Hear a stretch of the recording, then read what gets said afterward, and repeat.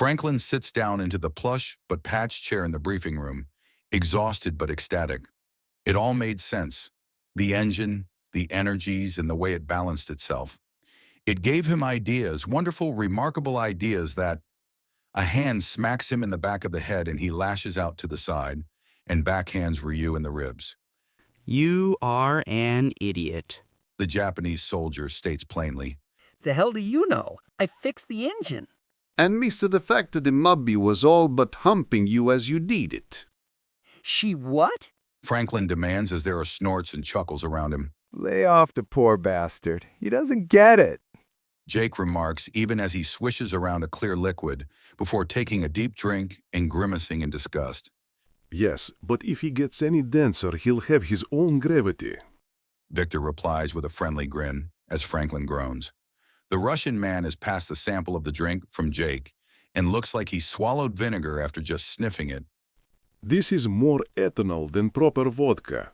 First batch, we need to refine this still and find out how the bitch wants to work with us.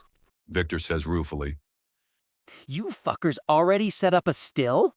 Franklin demands and there's some shrugs all around. 3. Vodka, moonshine, and beer. Also, you said you know how to make mead? Victor asks, and there's a nod from the nerd. Yeah, it's easy. Some honey and water and brewer's yeast in a sealed glass container. Sit it in some dark, dry corner for a month or 3, and you've got mead. Liter or gallon? Victor presses. Gallon's best, but you can crank it up hard. I don't know the ratios offhand, but I've got them on file somewhere. Franklin replies, tossing his datapad to Victor, who starts studying through it.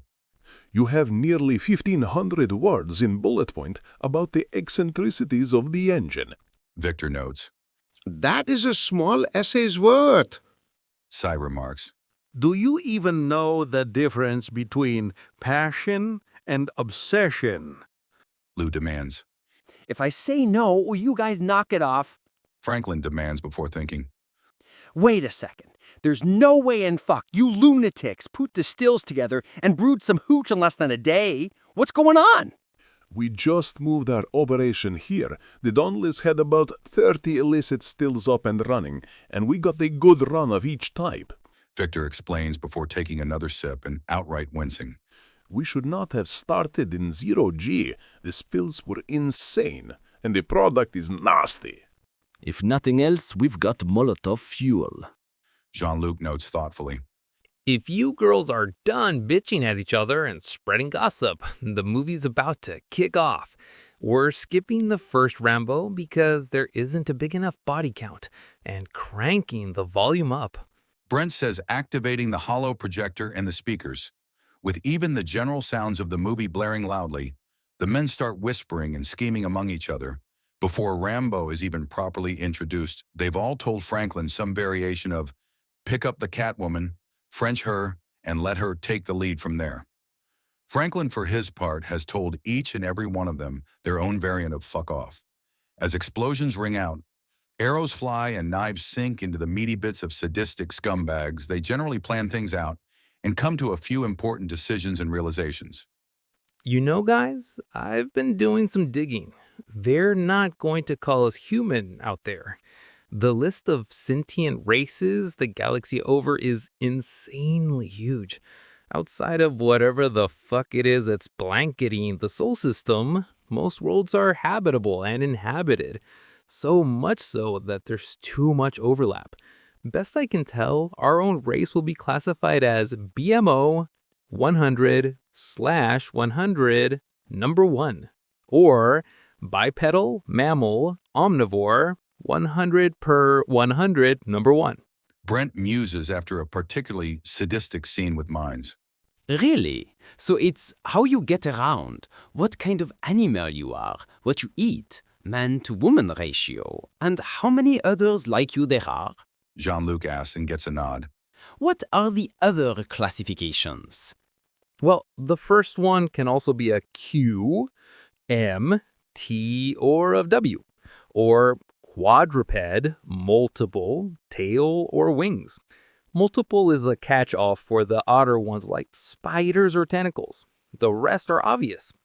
Second category is what general part of the animal kingdom it's in. Mammals are most common. Generally, the third is just carnivore, herbivore, and omnivore. But apparently, there are some plant people out there. Most of the sex divides are at 1 per 100 and have never before gone better than 10 per 100. The last number goes over 100 in some places. That is a dizzying array of alien life. Lou notes with a far-off expression on his face as he tries to picture it all. And each and every one has multiple native languages, history, cultures, and standards, not counting the ones that have broken off into subspecies and independent colonies, religions and cults, and all the other dividing lines. The only unique things about humanity and Earth are our terrible location and shockingly even gender ratio. Brent groans as he mentally goes through the ship roster he scanned and realizes that few of them actually come from the same species. Easy travel between planets means you get places where all the cultures run together until nothing distinct remains. The first person to suggest memorizing such things will be waking up duct taped to the warp drive. Franklin cuts in, and there's a moment of silence as everyone mentally agrees. Right, well, moving on. Just remember that no matter what happens, these girls are pirates. They're criminals and killers. They were trying to be slavers and likely will try rape. Make sure you've got protection at all times, and I'm not talking about rubbers. Brent finishes up and everyone holds up a pistol. Good. Remember, we don't owe them sex, we don't owe them love, and if they try and force it, show them your training. He says, and there are sober nods as the guns are checked and carefully tucked back away. Not to say it's a bad thing if you find it. Just remember your terms, not theirs. Brent remarks before slouching into his seat. The conversation is done, and the movie is ramping up. Meanwhile, in the hallway. I'm hideous. I have to be. I nearly crawled into his pants and he refused to even acknowledge it. Mabby balls over Agenda, who can barely resist shaking the stupid girl. Maybe. She tries. I'm going to die alone and unloved. The Feely wails. Maybe. She pushes a little harder. My line dies with me because I can't grab a man even when he's all but thrown at. The wailing engineer is cut off with a harsh shake from her captain. Maybe. He has a mental disorder. It's in his file. He's denser than a brick of tritite when it comes to social things. Anything short of dragging him into your bunk and dancing down his dick will go over his head. She struggles not to snarl. It won't help the situation. Really? Mabby asks with a sniff. Yes, he's on this mission because he's fanatically obsessed with what he thought was science fiction. The idea of having an adventure in space is basically what he's always wanted since he was small. He's getting that now, so it will take borderline blunt force trauma to get him to notice anything else. So apply the blunt force trauma and move on, all right? Agenda prefers her drama away from vital systems of the ship and those that maintain them. Really? Apparently, Mabby's having a hard time swallowing this. I've spoken to the other men. They're literally telling him he's an idiot for not noticing even as we speak. Agenda says, and the few crew nearby are staring, but she can all but feel the gazes of most of her crew through the security system.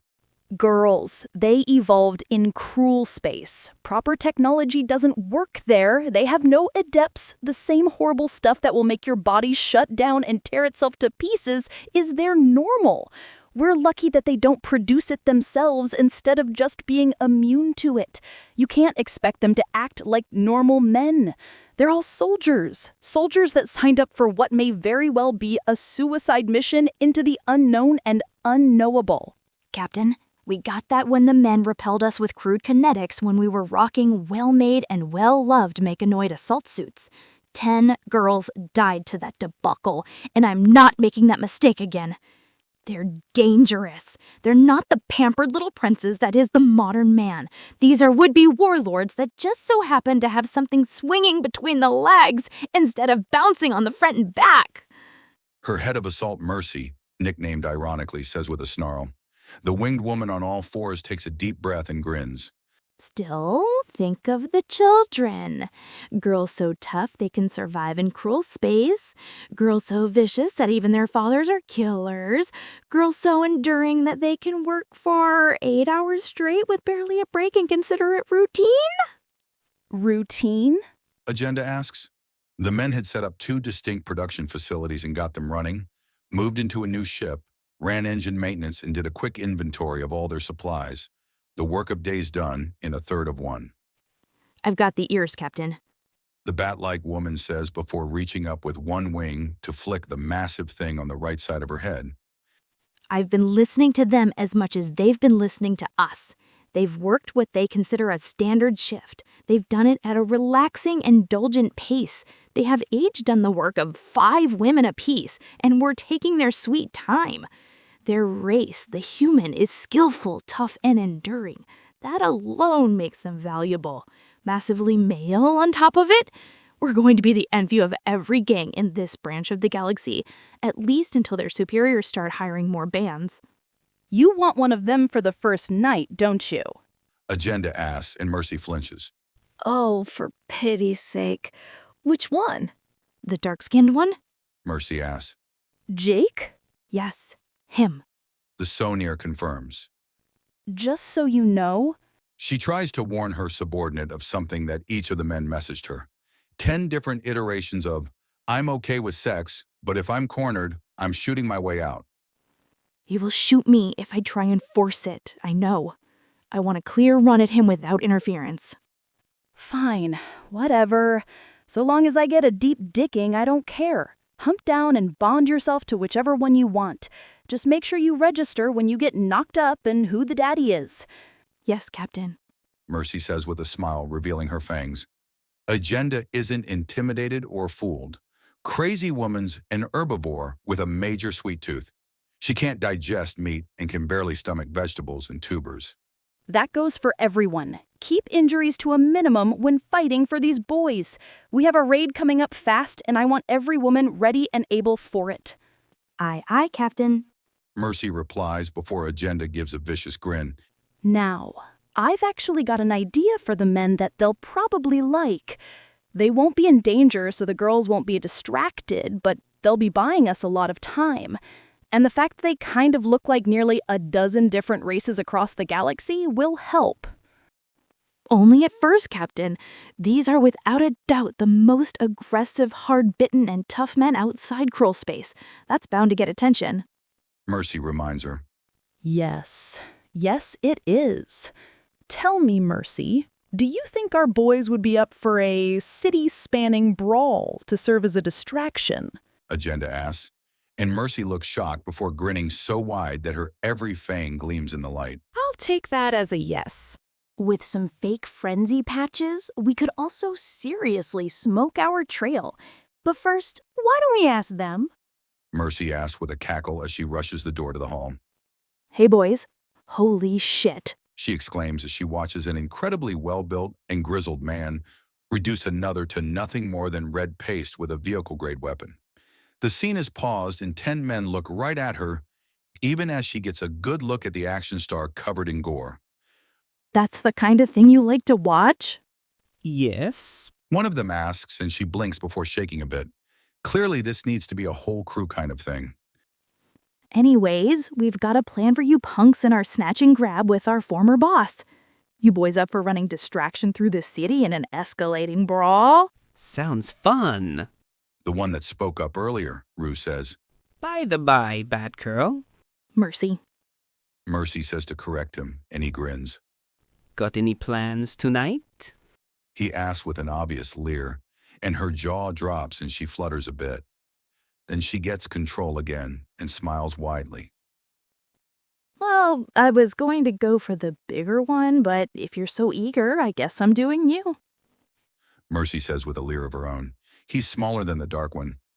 But when it comes to these men, if they're not made of chiseled stone, then they're made of braided wire. Ryu is one of the wiry ones. Fantastic. What room and time? Forward first, right after the firing tubes on deck 3. Whenever you've got the guts to be there, I'll rep membrane if you show up. Mercy purrs at him and Rue looks back to the rest of the group. He then says something to the rest of them in a human language, and there's a gale of laughter as he vaults over the seat he was in and charges out. Come on, Baptista, we're getting freaky. He calls racing down the hallway, and Mercy manages to regain herself and chase after him, only to be hit in the face by his jacket, which he shed during the race.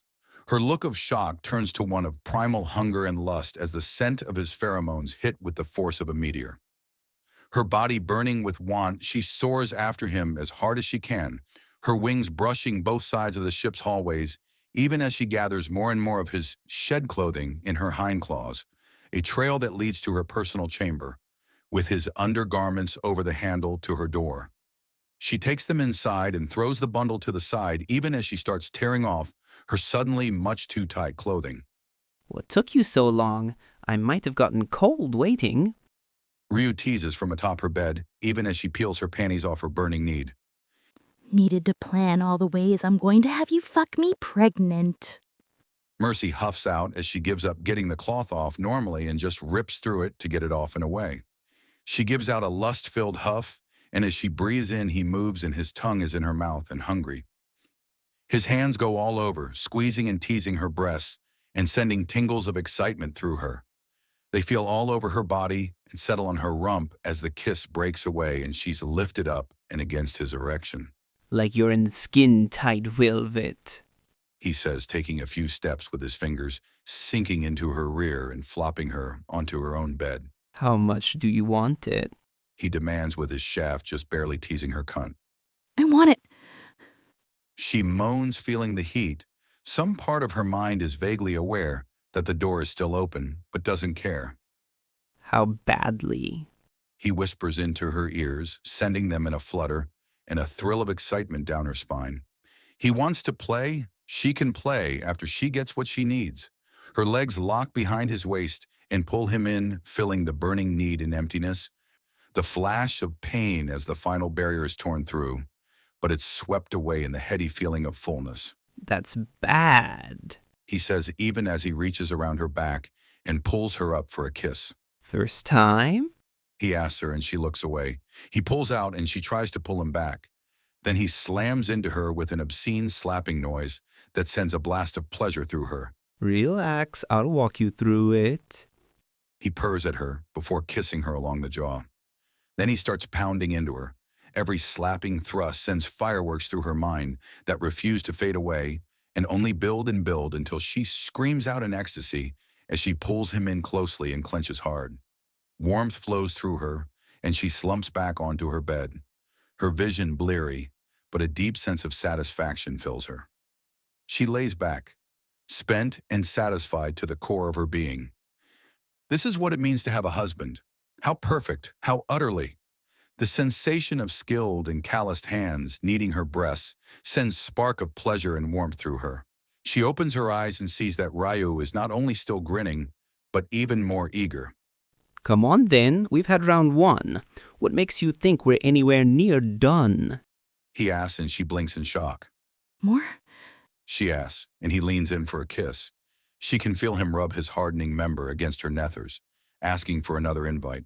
We're going until we can't, he tells her and her eyes widen. Now, round two, he says, pulling her back and grabbing her tits before mashing them together. He then thrusts between them and the slick juices from her sex, and the drips of his own cum turn her breasts into another slit for him to fuck. She supports the action by pushing her own breasts together from the sides and nearly shudders at the dirty thrill of having her tits fucked. Of course, she spent her entire life without bearing a child and eating very well, so there was no way that even the most endowed man in the galaxy would get past the sheer amount of breast she has. But the sensation, oh, the sensation as he tried. Thrust after thrust with her breasts growing ever more sensitive to this before he suddenly abandons her breasts and grabs her by the head. Take it all. He orders and she eagerly takes his dick into her mouth. Moments later, she's swallowing the seed even as her tongue cleans off the last bit off his penis, sucking off his member like a newborn at her mother's tits. He's gone limp again, but he's back to squeezing her breasts, clearly revving up for another round. A yowling cry of pure pleasure rips through the hallway, and Mercy smiles. Mabby's gotten her nerd, it seems. Hey, close your damn door! Ryu hollers into the hallway as he stomps to the entrance of the room. Mercy chokes down her laughter. Her personal fuck time being interrupted by Mabby's was just funny. Maybe it would be less so if she wasn't in the middle of a cool down in what was effectively a high-end porno, but damn, this couldn't get better. You left yours open too. Franklin hollers back, and there's a choking laugh from Mabby's room. There's a slam and the sound of a door bolting shut before Ryu closes the door to their room. The last thing she hears is a cry from Mabby to have her tail pulled. Now where were we? After all, we owe them an interruption of pure sound. Through the closed bulkheads? These rooms are basically escape pods, you know? She asks, letting him know about how monumental a task that will be. Of course. Otherwise, how will the rest of the crew know that I've done you properly? Ryu asks as he stalks up to her. She quickly gets upright and eyeing him up. Then as he's halfway across the room, she pounces on him and knocks him to the ground. She bites him on the neck, just enough to draw blood, and his hands are in hers again and squeezing hard. The pain and desire overflows and she impales herself again on his cock. The rush is stronger than ever as she pistons up and down until an explosion of pleasure slams through her and leaves her limp and deeply satisfied. She licks at the slight flow of blood off his neck as her consciousness starts fading. She wraps her arms and legs around her mate and letting out a trilling chirp of satisfaction. He nuzzles into her eagerly and takes a deep breath of her scent. Her lust spent, she can actually smell him properly past the pheromones. Sharp and spicy with a hint of predatory danger, so few races are uncontested masters of their domain, and it's clear that her new mate is one of them. That's all you've got? He asks her and she moans into his chest, unable to actually say anything. After a few minutes of luxuriating, he sighs and slowly rises to carry her to the bed. She never lets go, and after a few moments of fruitless prying, he simply lays down on the bed with her and pulls the blankets over them both. Good night. Hopefully you let me go before I have to hit the can.